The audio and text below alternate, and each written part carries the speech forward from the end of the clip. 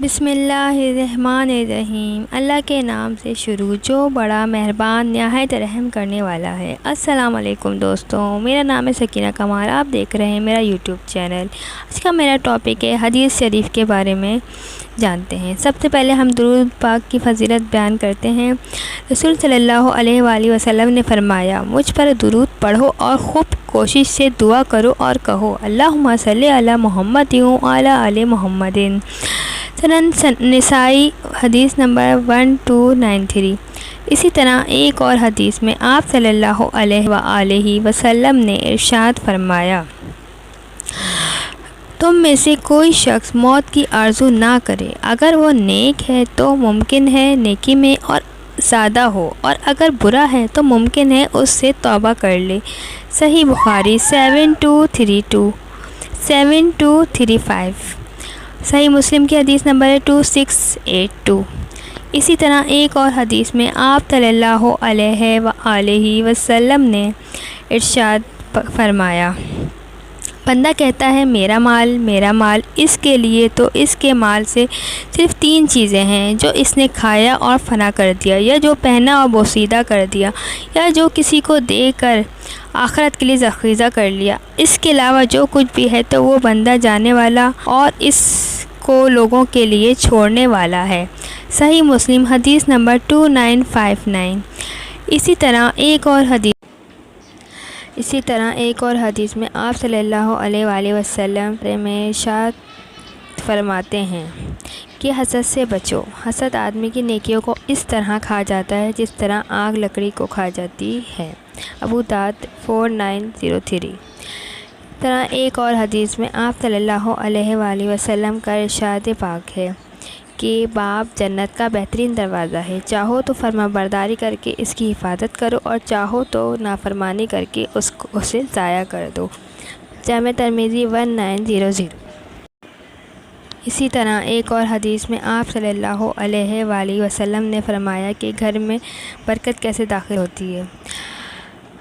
حضرت ابو ہریرہ فرماتے ہیں، اگر کسی گھر میں قرآن پڑھا جائے تو وہ گھر اہل خانہ کا ہو جاتا ہے، اس میں فرشتے آتے ہیں، شیطان اسے چھوڑ کر چلے جاتے ہیں اور اس میں بھلائی زیادہ ہو جاتی ہے، اور اگر کسی گھر میں قرآن نہیں پڑھا جاتا تو وہ گھر اہل خانہ کے لیے تنگ ہو جاتا ہے، فرشتے اسے چھوڑ کر چلے جاتے ہیں، وہاں شیاطین بسیرا کر لیتے ہیں اور وہاں بھلائی کم ہو جاتی ہے۔ داری حدیث 3175۔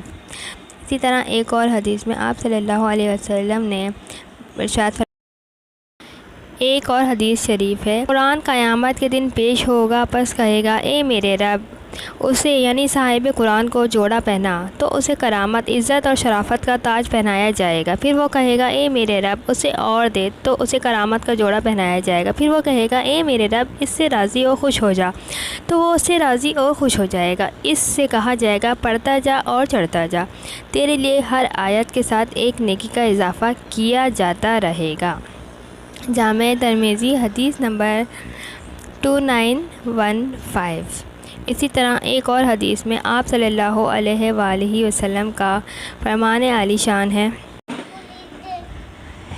اللہ تعالیٰ کی حفاظت میں رہنے کی دعا،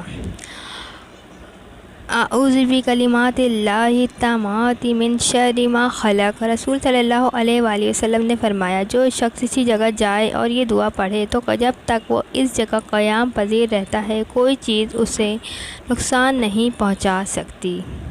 اسی طرح ایک اور حدیث میں آپ صلی اللہ علیہ وآلہ وسلم کا فرمان عالی شان ہے کہ جنت کے خزانوں میں سے ایک خزانہ، یعنی لا حول ولا قوت الا باللہ، ترجمہ، میں اللہ کی مدد کے بغیر کوئی کام کرنے کی بھی طاقت نہیں رکھتا ہوں۔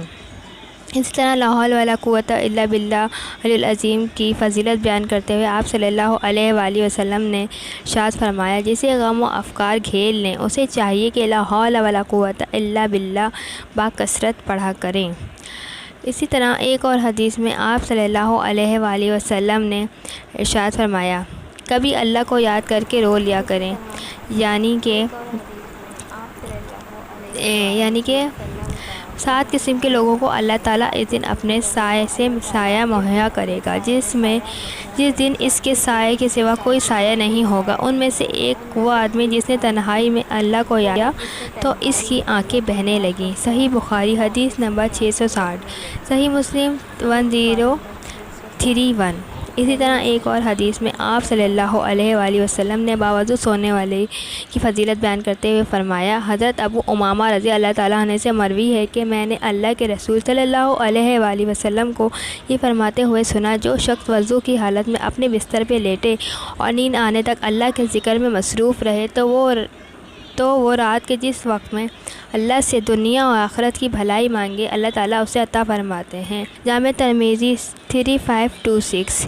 اسی طرح ایک اور حدیث میں آپ صلی اللہ علیہ وآلہ وسلم نے درود پاک کی فضیلت بیان کرتے ہوئے فرمایا، مجھ پہ سب سے زیادہ درود بھیجنے والا شخص بروز قیامت میرے سب سے زیادہ نزدیک ہوگا۔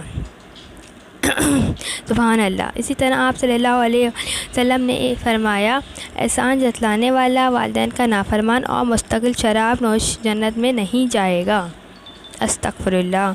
رسول صلی اللہ علیہ وآلہ وسلم نے فرمایا، جب انسان فوت ہو جائے تو اس کا عمل منقطع ہو جاتا ہے، سوائے 3 اعمال کے، وہ منقطع نہیں ہوتے: صدقہ جاریہ یا ایسا علم جس سے فائدہ اٹھایا جائے، یا نیک اولاد جو اس کے لیے دعا کرے۔ صحیح مسلم حدیث نمبر 4223۔ اسی طرح ایک اور حدیث میں آپ صلی اللہ علیہ وآلہ وسلم نے فرمایا، اللہ کے ساتھ شریک بنانا، والدین کی نافرمانی کرنا، قتل نفس اور جھوٹی قسم اٹھانا کبیرہ گناہ ہیں۔ البخاری۔